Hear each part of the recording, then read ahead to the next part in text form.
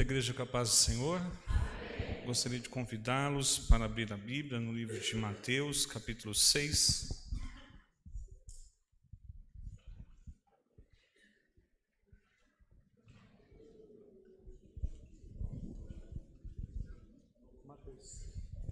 Mateus número 6, Mateus capítulo 6.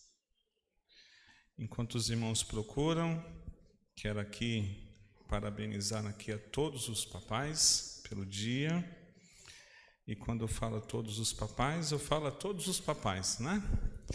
Porque tem aqueles pais genitores, tem aqueles pais de criação, tem aqueles pais tão abençoados que cedem da sua paternidade para exercer por um período longo ou por um período curto a sua função paterna a alguém. E isso é tão lindo, né, irmãos? Porque Deus é maravilhoso, né? Deus gera famílias e nos inclui em famílias. Então, eu quero parabenizar a todos os papais. Eu não conheci o meu pai, o meu genitor, mas nem por isso eu não fui abençoado. Quem me criou foi meu avô. Depois o meu avô faleceu, mas ao longo da minha vida eu encontrei pais. E eu gosto sempre de fazer menção que eu encontrei muitos pais na igreja onde eu me converti, onde eu aceitei Jesus. E ali eu encontrei alguns pais do qual eu me ocupei, me beneficiei de suas paternidades. E muito contribuiu para a minha família, para eu ser o homem que sou, o pai que sou, o modelo que tenho. Então eu sou grato a Deus, aos meus pais, e grato a Deus pelos meus pais da fé e os pais que eu encontrei na vida. Eu faço muita menção dos meus papais que eu encontrei na minha igreja, que eu me converti. Mateus 6. Mateus 6, o verso de número 5 em diante, diz assim: E quando tu orares, não sejas como os hipócritas, pois eles adoram orar em pé nas sinagogas e nas esquinas das ruas, para serem vistos pelos homens.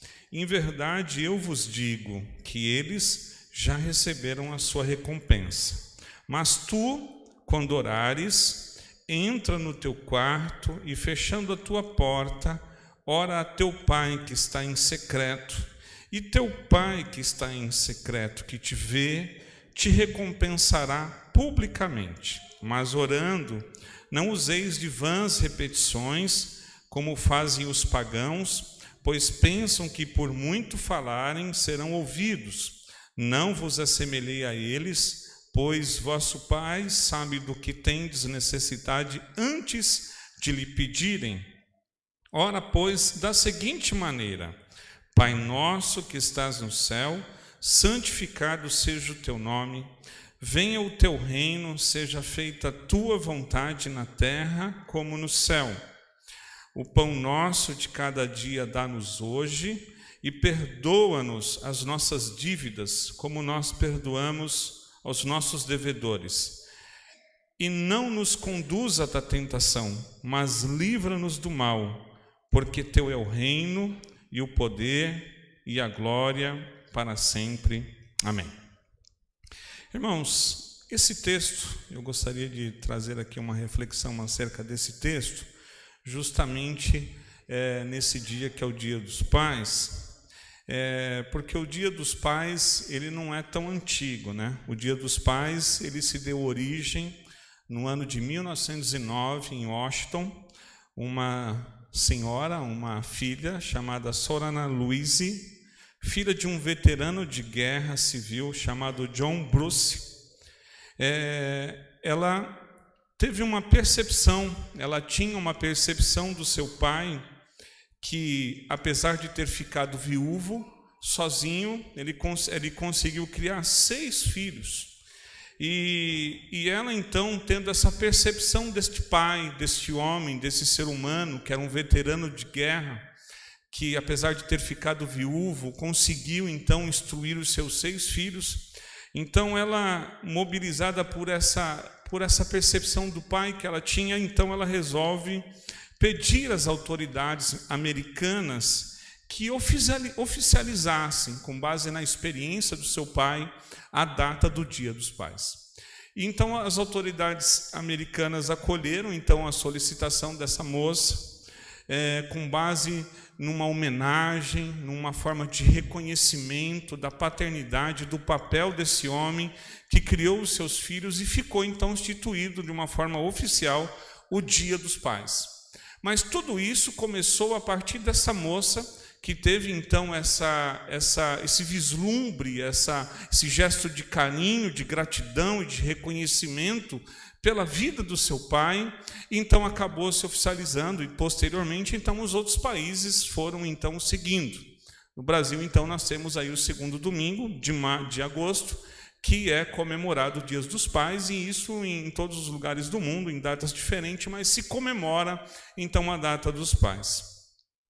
Quando a gente olha esse texto sagrado aqui que nós lemos, nós vamos perceber que nos tempos de Jesus era muito comum as pessoas pedirem, os discípulos pedirem aos seus mestres que ensinassem eles a orar, Tinha-se os discípulos, tinha os seus mestres, todos os discípulos tinham um mestre, tinham dois, alguns famosos, e semelhante a esse ato, os discípulos chegavam ao seu mestre e pediam para que ele ensinasse a orar.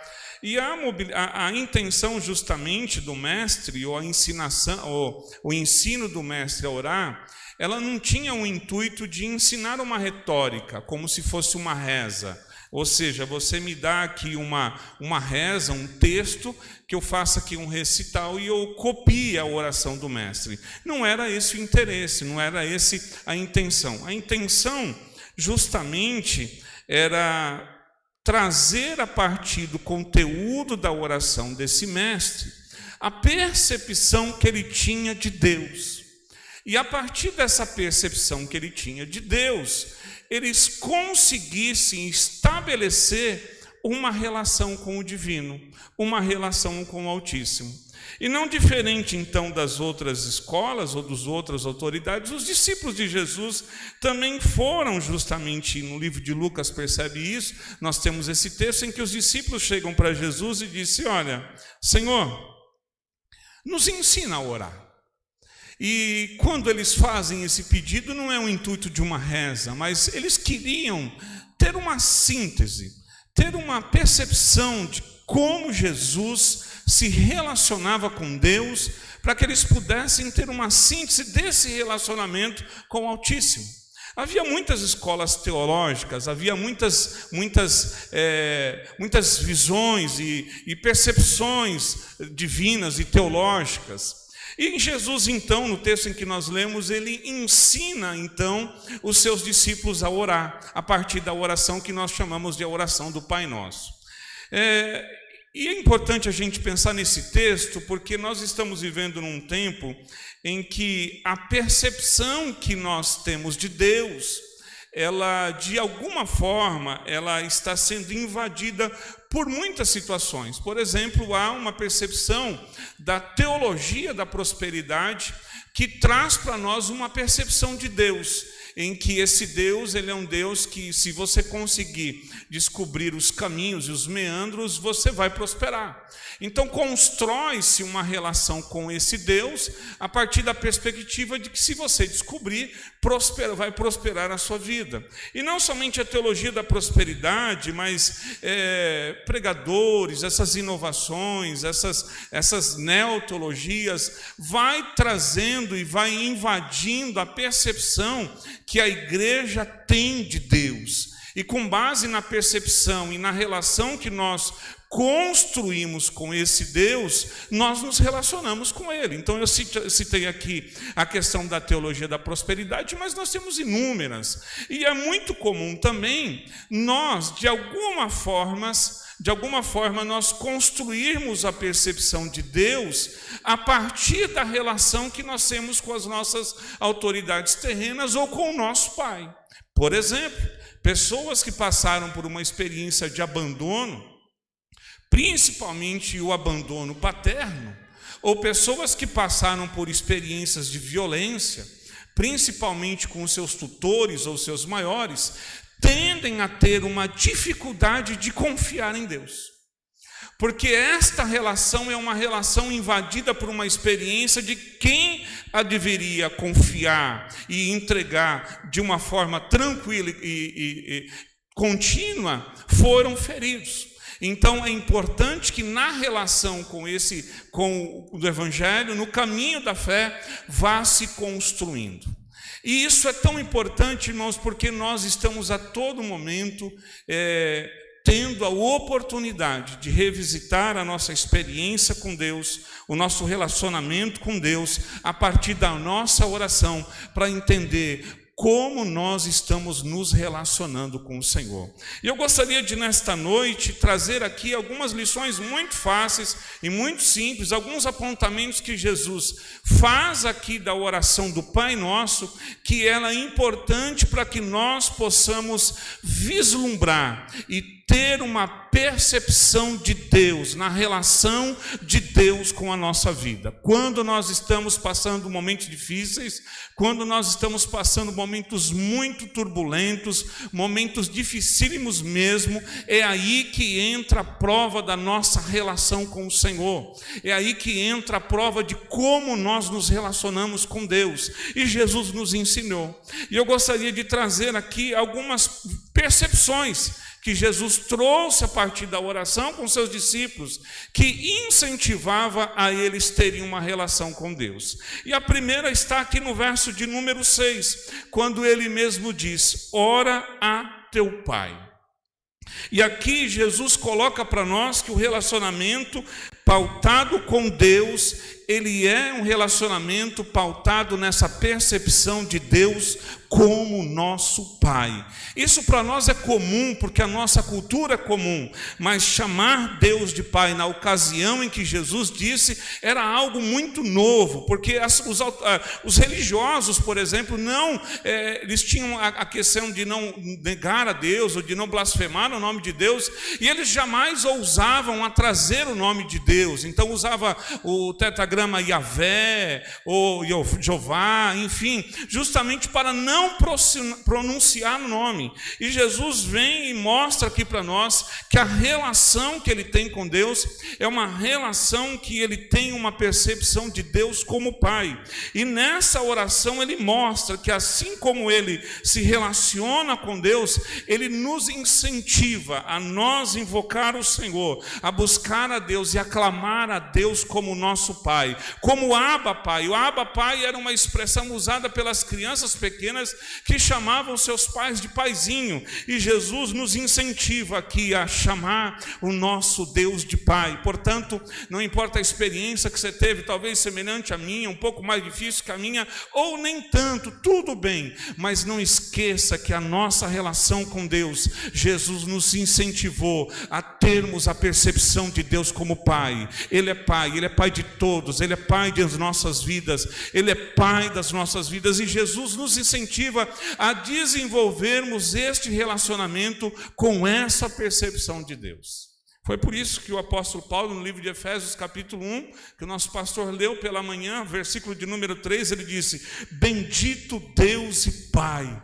Ou seja, o próprio Paulo nos incentiva, e os apóstolos nos incentivaram, construíram essa percepção de Deus, que Deus é Pai. Agora, meus queridos, se Jesus, mesmo dizendo, olha, podem os seus pais serem maus pelas suas condições humanas, e eles vão querer dar alguma coisa ruim para os seus filhos, muito mais o nosso Pai que está no céu. Deus é Pai, e nós podemos ter a confiança que nós nos relacionamos com Deus que cuida de cada um de nós.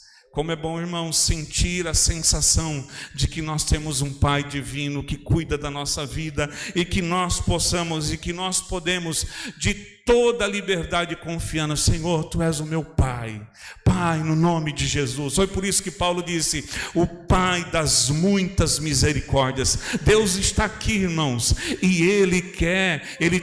Jesus nos incentivou a nos relacionarmos a Deus como Pai. Isso é tão gostoso, porque isso nos remete à direção de um outro tipo de relacionamento. Nos coloca na direção de desenvolvermos uma intimidade. E nessa intimidade com o divino, nessa intimidade com o Pai, o resultado desta relação com o Pai, Jesus coloca na sua oração, e ela é muito bonita, e ela é uma experiência muito maravilhosa conosco. Por isso que é importante nós nos relacionarmos com Deus. Por isso que é importante nós aumentarmos ou pautarmos a nossa intimidade com Deus na percepção de que Ele é o Pai das nossas vidas, que Ele cuida de nós. Justamente por isso, meus queridos, porque quando nós nos relacionamos com Deus, com intimidade, sabendo e tendo a percepção de que Ele é o nosso Pai, isso começa a aplacar nas nossas vidas os nossos maiores medos, as nossas maiores dificuldades, as nossas maiores angústias existenciais. E a primeira delas é a falta de sentido. Quando você olha as pessoas correndo de um lado para o outro, quando você olha as pessoas a cada dia tentando criar recursos novos, meios novos, modismos e tantas coisas, o que está em pauta aí? Está em pauta que no centro dessa alma, deste coração, há uma falta de sentido existencial. Por que as pessoas estão adoecendo hoje, irmãos? Por que as pessoas estão angustiadas hoje? Por que você anda pelas ruas, e quem anda pelas ruas, as pessoas estão andando, elas não conseguem mais olhar um para o outro, às vezes estão assustadas. Por quê? Porque elas têm a falta de sentido. E há uma falta de sentido, meus queridos, na existência humana, que nos leva muitas vezes a tentar desenvolver algum recurso para lidar com isso, que nos leva a tentar arrumar alguma forma de dar conta da falta de sentido, de acordar. E isso é muito percebido, por exemplo, num domingo ao tardecer ou numa segunda pela manhã, quando o ser humano é tomado de uma falta de sentido existencial. O domingo pela tarde e a segunda pela manhã é terrível, porque lhe falta sentido de viver. Mas quando nós desenvolvemos, meus queridos, esse relacionamento com o Abba Pai, com este Paizinho que Jesus nos incentivou a buscá-lo, a desenvolver intimidade, nós podemos orar e clamar, como está aqui no verso de número 10, dizendo: venha o teu reino, seja feita a tua vontade, assim na terra como no céu. Querido, quando nós conseguimos desenvolver esta relação com Deus, e nós conseguimos dizer: Senhor, não a minha vontade, não o meu desejo, mas o teu reino, a tua vontade, o teu querer, o teu propósito,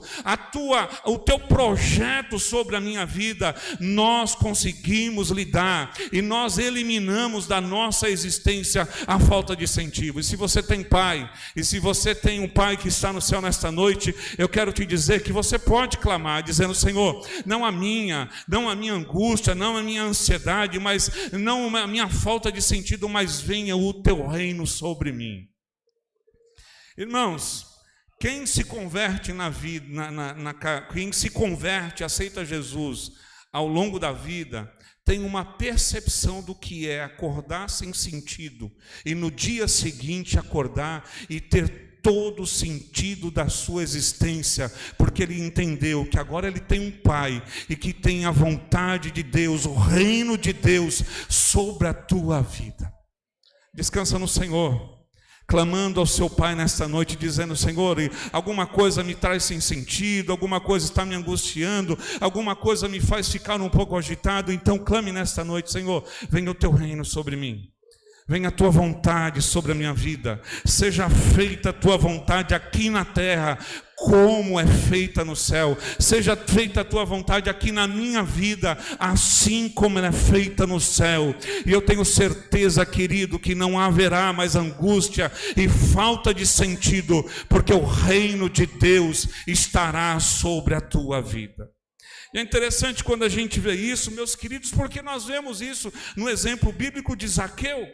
Zaqueu é um exemplo e um típico exemplo de um homem sem sentido de viver. Ele é um homem que não tem relacionamento com a sociedade, ele é um homem que roubava, vocês sabem muito bem. Ele é um homem que não era benquisto pelas pessoas, as pessoas não gostavam de se relacionar com Zaqueu. E Zaqueu, ele é aquele homem que um dia percebe que Jesus está passando por ali. Vocês conhecem a história, ele não tinha como aparecer, não por medo de Jesus, mas talvez pela percepção de que Jesus jamais iria notá-lo como um ser insignificante que era, porque essa era a percepção que ele tem sobre a sua vida.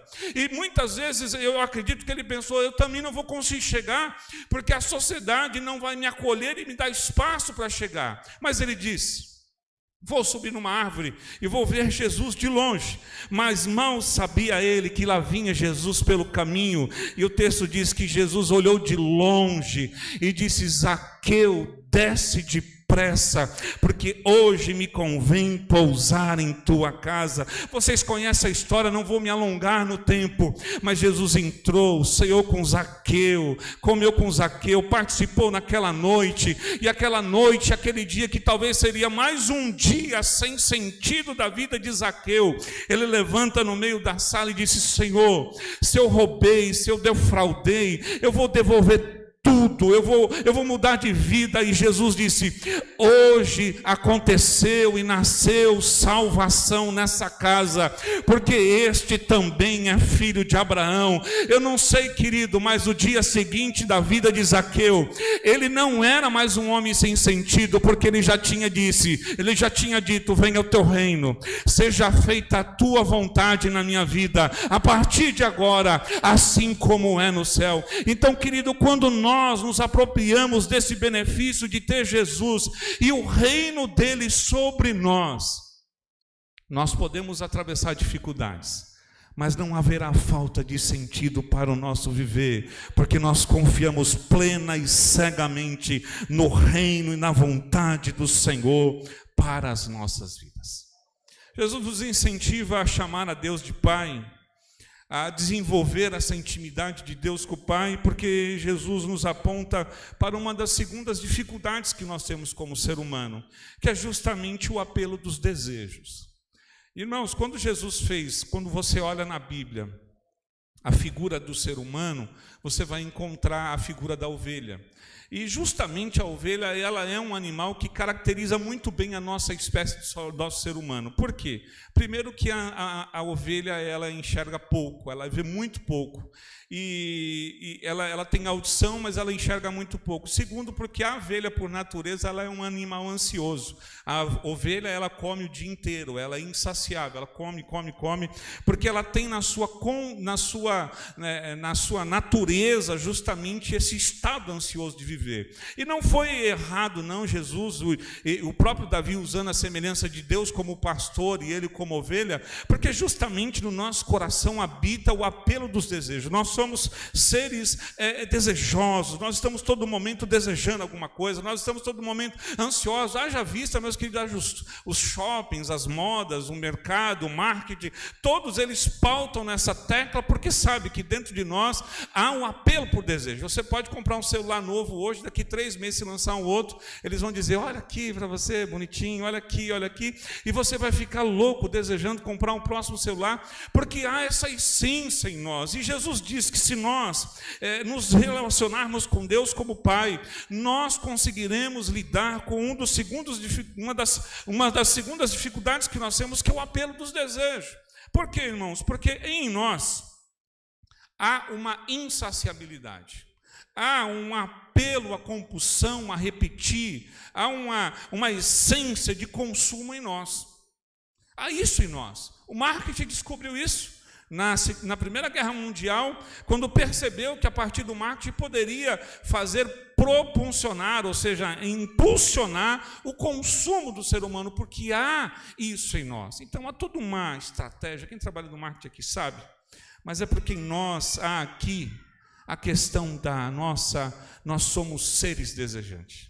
né? A gente compra uma coisa, a gente já quer outra, a gente está fazendo alguma coisa e um desejo é do outro, a gente tem o nosso jardim, o jardim do outro é mais bonito, e a gente está aqui comendo um frango e quer comer a carne, está comendo a carne, e a gente tem essa essência, a gente fica ali buscando, e as coisas vão estimulando a nossa vida, mas quando a gente desenvolve a nossa intimidade com esse Deus que é Pai, nós conseguimos aplacar uma segunda dificuldade da nossa vida, que é esse anelo dos desejos, porque nós conseguimos orar a Deus, como nós vemos aqui no verso de número 11, que disse: o pão nosso de cada dia dá-nos hoje. Ou seja, é essa capacidade de confiar num Pai, que saber de que tudo aquilo que você precisa, Deus já te deu hoje. E o de amanhã, Deus já tem preparado. E tudo aquilo que a tua alma necessita, o Pai que está no céu, Ele te dá o pão de cada dia, para que você descanse no cuidado de Deus, de saber que Ele cuida de você. Irmãos, desenvolver essa intimidade com Deus, com este Pai, com esse Abba Pai, na certeza e na confiança de que Ele dá a nós tudo aquilo que nós precisamos, na máxima aqui, no exemplo maior do pão nosso de cada dia, dá-nos hoje, é nos lançarmos na leveza da vida e não sermos presos pela ansiedade e pelo desejo tão incisivo e forte que nós sofremos. Por isso que no livro de Mateus, capítulo 6, verso 19 ao 25, Jesus vai trazer aquele texto sobre a ansiedade. Porque ele via aquelas pessoas, queridos, correndo para cima e para baixo. Eu fico pensando que aquele texto de Mateus 6, 19 e 25, é mais ou menos Jesus olhando aquele povo correndo no shopping, correndo na rua, ou correndo na 25 de março. Correndo para lá e para cá, correndo. Ou então São Paulo, né? São Paulo paulista, assim, todo mundo correndo, desesperado, correndo. E a gente está assim, né? Olha, eu preciso falar com você, mas eu não tenho tempo. Olha, eu preciso, mas eu não tenho tempo. Olha, depois a gente marca, está corrido. E eu fico pensando que Jesus olhou para aquelas pessoas ali naquele período, porque aquele período Jerusalém estava sendo invadido pela cultura romana, e a cultura romana pregava para eles a liberdade, pregava para eles a prosperidade, e todo o sonho de um judeu era ter um sobrado, todo o sonho de judeu era ter uma roupa nova, importada de Roma, todo o sonho de judeu era ter riqueza, era ter isso, e essa cultura, meus queridos, este anelo, estava desenvolvendo ali, estava entrando naquela cidade, estava entrando em Jerusalém, e é por isso que Jesus olha para aquele povo, tão ansioso, e disse: qual de vocês, por mais ansioso que esteja na vida, é capaz de aumentar um dia de vida, é capaz de aumentar o covo à tua altura, é capaz de aumentar um dia da sua existência? Olhar para as plantas, para as aves do céu, elas não trabalham, elas não semeiam, elas não investem, todavia o Pai que está no céu cuida de todas elas. Nós devemos fazer assim também. Jesus aponta para a leveza da vida, Jesus aponta para a simplicidade da vida, Jesus aponta para a gente se aliviar, Jesus aponta para que a gente possa confiar nesse Pai. E quando a gente desenvolve intimidade com esse Pai, a gente ora confiado não só na palavra, mas na certeza: o pão nosso de cada dia dá-nos hoje. O pão de Deus para a tua vida está certo, está garantido todo dia. Deus cuida de você, e no momento mais difícil, fique tranquilo, Deus cuida de você. O pão Ele te dá, o cuidado Ele te dá, e isso é suficiente para aplacar a nossa ansiedade, e é nessa condição desejante que a gente vive. Eu conto a historinha para a Júlia do Charles Miller, acho que é Charles Miller, pastor Ivan, que tinha um orfanato, e a Júlia gosta, né? Pai, me conta de novo a história do orfanato. A história de orfanato, que Charles Miller começou a cuidar de crianças, e num dado momento da sua vida, ele começou a aumentar a criança, e tinha como hábito de todas as refeições pela manhã orar. E foi aumentando, se vocês procurarem no Google, procurar a história, e foi aumentando, eu sei que tinha centenas de crianças num determinado dia em que eles não tinham mais nada para comer. E aí os ajudantes, os auxiliares olharam para Charles Miller e falaram: e aí? O que faz agora? Vamos fazer todos os dias iguais, porque o Pai que está no céu Ele nos dá o pão nosso de cada dia. Irmãos, a história é linda, é muito bonita, porque ele senta com aquelas crianças, coloca o prato na mesa e eles vão dar graça pelo pão nosso de cada dia que Deus daria. Em súmula, para não tomar tempo, naquele dia tinha um evento famoso na cidade. Resumo, fizeram um pão, fizeram um monte de coisa, enfim. Isso deu tudo errado, acabou não dando certo, e alguém disse, para onde a gente manda? Alguém disse, para casa, para o orfanato do Charles Miller. Eles estão acabando a oração, com os pratos vazios, e alguém bate na porta. O pão nosso de cada dia chega, e isso é suficiente para que a gente possa confiar de que Deus cuida, de que Deus dá, de que Deus cuida da tua vida. Irmãos, eu sei que a gente precisa orar, e orar é importante, é uma maravilha, mas se você analisar a tua vida, você tem muita coisa na tua vida que você nem orou, que você nem pediu. É por isso que o apóstolo Paulo disse, aquilo que não chegou ao teu coração, aquilo que não chegou ao teu entendimento, são as coisas que Deus tem para você. Deus tem bênção, Deus cuida de você, Deus cuida da tua vida. E para os mais ansiosos nesta noite, para os mais desejosos nesta noite, houve um tempo na comunidade israelita, na comunidade judaica, em que eles criaram uma oração. Quando a oração, eles fazem menção do maná. Vocês lembram do maná? Porque o maná, todo dia caía o maná. Quando era na sexta-feira, o maná caía em dose dupla. E a comunidade de Israel, os rabinos, dizem que eles então criaram a oração dizendo, o pão nosso de amanhã, o Senhor dá-nos hoje. Deus tem pão para você, Deus tem cuidado, Deus tem provisão. Esse Pai, Ele cuida da tua vida em todos os sentidos. E você pode nesta noite dizer, Senhor, o teu pão, o pão nosso de cada dia nos dar hoje. Ou seja, a nossa vida, a nossa alma carece de sustento, e a nossa busca, ela só cessa na certeza que nós temos um Pai que nos sustenta, que nos dá pão e que cessa a ansiedade, os desejos da nossa vida. E Jesus é isso, porque nós temos um exemplo disso na Bíblia. Porque vocês conhecem a história da samaritana, e a história da samaritana é essa mulher desejosa, essa mulher que ela tem um apelo aos desejos da vida. Não vou entrar nos menores dos detalhes por conta do tempo, mas vocês conhecem. Mas a verdade é que Jesus vai se encontrar com aquela mulher meio-dia, tem todo um contexto, samaritana, mas ali havia dentro daquela alma uma condição desejante. E Jesus vem e interroga aquela mulher, vocês sabem, e Jesus vai justamente na história dela, convoca ela a olhar para a história dela, e ela fica então desejante.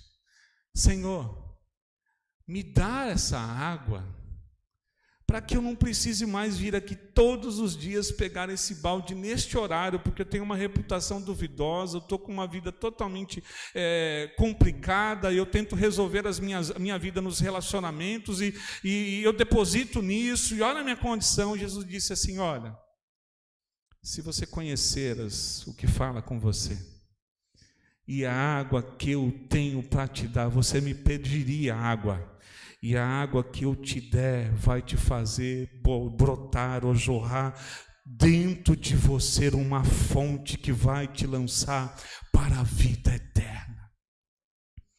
Ela disse, Senhor, eu quero esta água. Oh, irmão, não importa como que você anda, mas se nós nos colocarmos na condição desta mulher e dizer, Senhor, cuida de mim e me dá o pão, fonte e rios de água vida brotarão no nosso coração, e nós seremos saciados pelo cuidado de Deus. Mas não somente o apelo aos desejos, Jesus nos incentiva a buscar a intimidade com esse Pai, porque este Pai, essa relação vai nos ajudar a nós lidarmos com a culpa. E é interessante, irmãos, por que o peso da culpa? Todos os seres humanos, todos nós seres humanos, nós carregamos um sentido, em alguma medida, o peso da culpa. O que é o peso da culpa? Não é porque você matou alguém, não é porque você fez alguma coisa terrível, enfim. Mas é que a gente traz no nosso sentimento, na nossa vida, um sentimento de inadequação. O que é isso? A gente olha no espelho e a gente olha para a nossa condição e a gente se sente inadequado. É como se a gente olhasse em nós e faltasse alguma coisa. É como se a gente olhasse e visse aqui a nossa condição. E isso nos leva a gente tentar, de alguma medida, negar a nossa inadequação. A gente tentar buscar alguma coisa para melhorar, para se sentir melhor. O exemplo, o apelo exacerbado a cuidar da estética é a tentativa de esconder e aplacar alguma coisa dentro dele. As pessoas às vezes têm um sentimento de inadequação, e aqui, gente, não estou falando nada mal da estética, do cuidado, da beleza, isso é coisa maravilhosa, mas o apelo exacerbado da sociedade a isso esconde uma inadequação e muitas vezes é o peso da culpa. E Jesus, ele mostra aqui para nós que é possível nós, na nossa relação com o divino, lidarmos com o peso da culpa. Porque nós oramos no verso de número 12, como Jesus nos incentiva, dizendo: perdoa as nossas dívidas, assim como nós perdoamos os nossos devedores. Irmãos, nos relacionar com este Abba é ter a certeza que nós teremos o alívio do nosso sentimento de inadequação. Nós somos imperfeitos, nos sentimos inadequados, mas este Pai que olha para nós, Ele nos olha com o olhar de Jesus e nos ama, nos acolhe, nos perdoa e nos abraça num relacionamento de amor com Ele.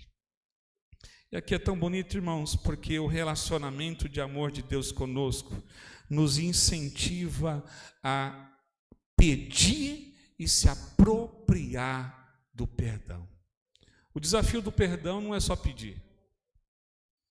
O desafio do perdão é apropriar-se dele. E a gente tem uma história linda na Bíblia que nos mostra o exemplo disso. É o exemplo do filho pródigo. Não vou contar, o tempo já foi. Mas em súmula esse moço caiu em si e disse: quantos trabalhadores do meu pai têm pão, cuidado e vestimenta, e eu estou aqui nessa condição, morrendo de fome, atordoado pelo peso da culpa. E ele disse: vou me levantar e eu vou de novo ter com meu pai. Ele tomou o caminho de volta, e o texto diz que o pai estava à porta já esperando. Porque o pai estava à porta, porque o amor de Deus vai estar sempre pronto a nos receber. E o texto diz que houve um encontro, houve uma relação de restauração, de roupa, de anel, de cuidado, mas o mais bonito aqui é pedir, mas a se apropriar do perdão de Deus. E eu nessa noite te convido a você se apropriar do perdão de Deus. O Abba tem perdão.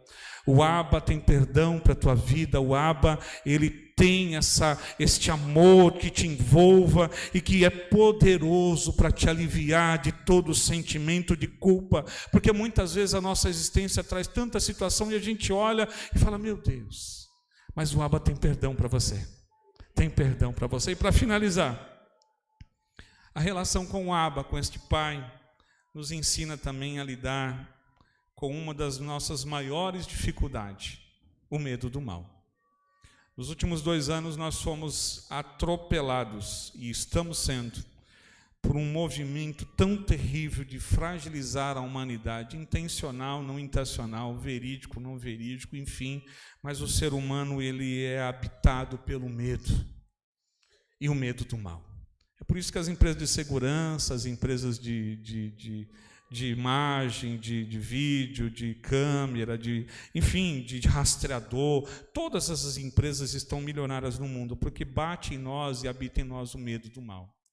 E isso habita a nossa vida, porque a gente tem medo por conta da nossa família, a gente tem medo por conta dos nossos filhos, a gente tem medo por conta da nossa existência, do nosso caminho, dos nossos negócios, da nossa empresa, da nossa vida, o que vai acontecer? A gente tem toda aquela narrativa construída de uma iminência de guerra, de falta de pão, e isso torna as pessoas refém, as pessoas vão ficando com medo, porque o medo está em nós, há um medo do mal na nossa vida, mas quando a gente tem um Abba, e a gente tem um Deus que a gente pode chamar de Pai, Ele nos incentiva a nós nos relacionarmos com Ele, e a gente pode orar assim: e não nos induza à tentação, mas livra-nos do mal, porque teu é o reino. Não existe uma guerra do bem e do mal, não existe uma ideia de que o mal está vencendo, daqui a pouco o bem está vencendo, e a gente não sabe que hora que o negócio vai virar para o nosso lado. Não, o reino é de Deus, o poder é de Deus, e Deus, Ele é poderoso para nos livrar do mal. E aqui interessante, irmãos, para a gente fechar, porque é um relacionamento não pautado pelo medo, mas é um relacionamento baseado na confiança de que Ele cuida de nós e Ele vai nos livrar, nos livra do mal. Essa é a nossa confiança, a nossa certeza. Que Deus te abençoe, que Deus te guarde, que o Abba, o nosso Paizinho, possa cuidar de cada um de nós, a gente possa confiar de todas as formas, todos os dias. Ele nos livra e Ele cuida de nós. Deus abençoe. Obrigado, pastor.